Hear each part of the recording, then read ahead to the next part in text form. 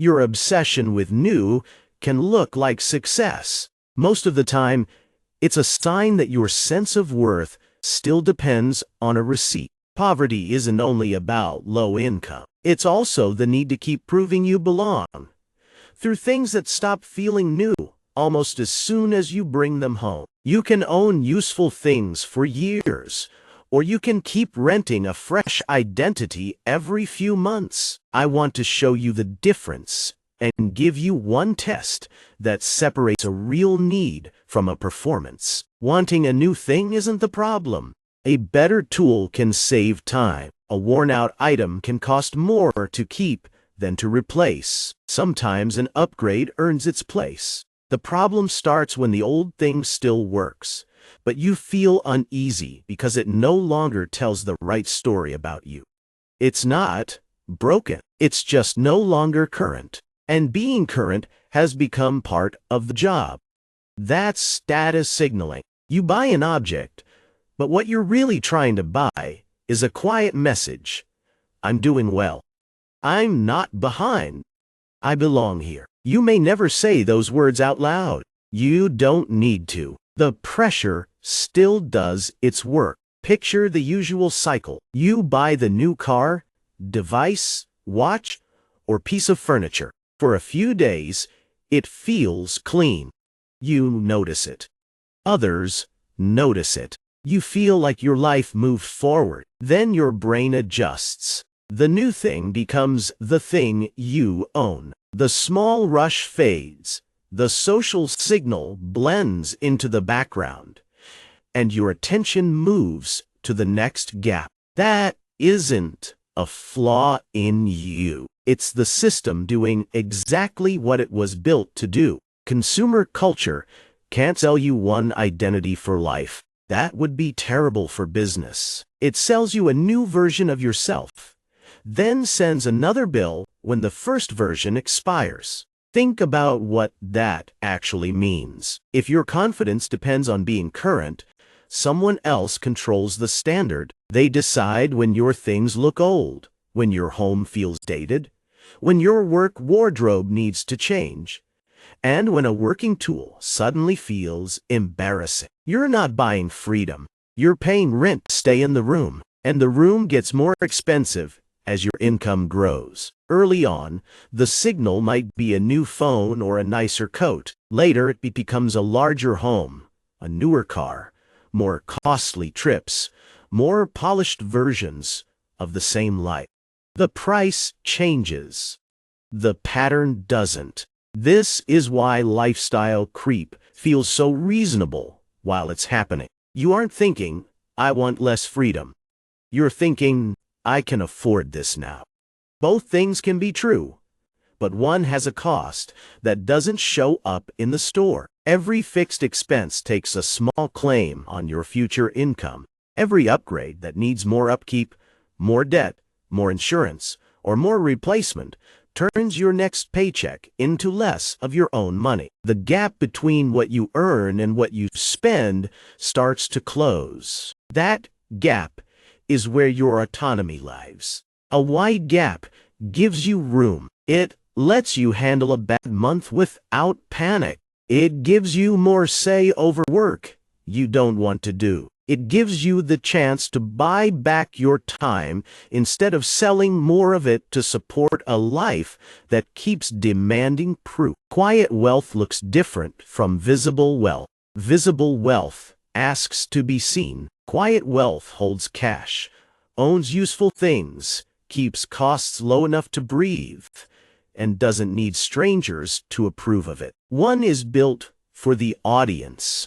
The other is built for you. And this isn't an argument for living badly on purpose. You don't need to pretend a failing tool is noble or keep something that creates daily friction just to prove you're above it all. That's still letting the object run the show. The point is simpler. Newness has no value on its own. Once you stop treating new as proof of progress, buying can return to its real job, solving a problem in your life. You need an internal scoreboard, a set of standards that judges a purchase by what it does for your life, not by how it reads from across a room. That sounds simple, but it changes the whole decision. Instead of asking, "Is this new enough?" you ask, "What problem does this solve that I can't solve with what I already own?" The first question puts you in a race. The second puts you in control. Use 3 tests before you buy. First, name the problem in plain words. Not, "My setup feels old." "What can't you do?" Or "What now takes too much time, money, or effort?" Next, ask how often the new item will solve that problem. A thing you use every day deserves more care than something you'll touch twice and then store in a drawer. Frequency doesn't make every expense wise, but it makes the trade clear. Then look at the cost of keeping the old item. Does it fail when you need it? Does it waste enough time to affect your work or home life? Does repair cost more than the item can reasonably give back? If the answer is no, keeping it may be the better deal. That's the need versus signal test. A need removes real friction. A signal performs for an audience. There's one more question, and it tends to clear the fog fast. If no one could ever see this, would you still buy it? No colleague would notice.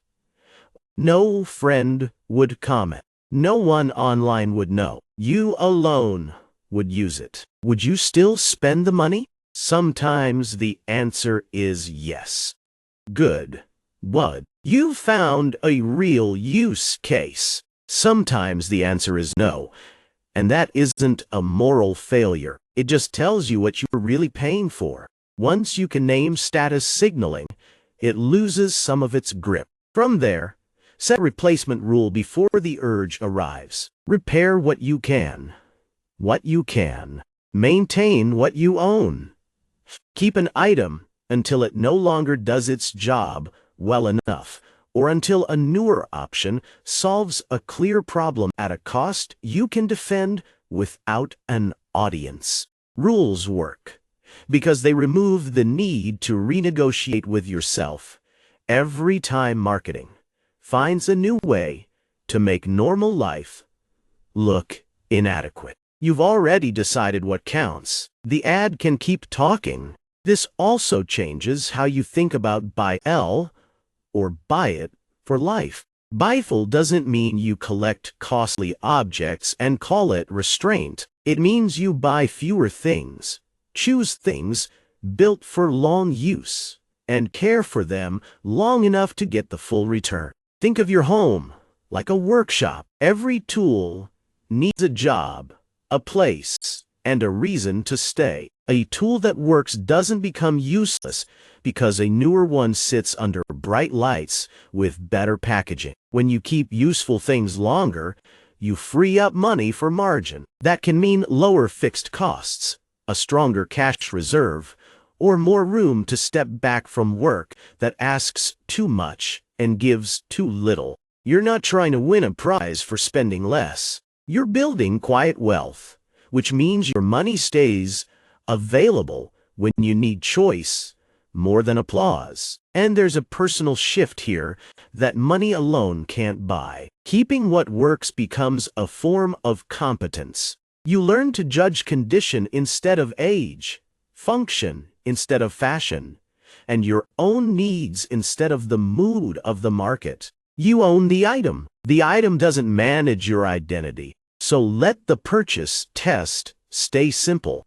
A new thing earns its place when it solves a real problem better than keeping what already works. Not because it's fresh, not because it sends the right signal, because it improves your actual life on terms you chose. Freedom grows in the space between what you earn and what you feel forced to replace. Keep that space wide. If this reframes something for you, subscribe.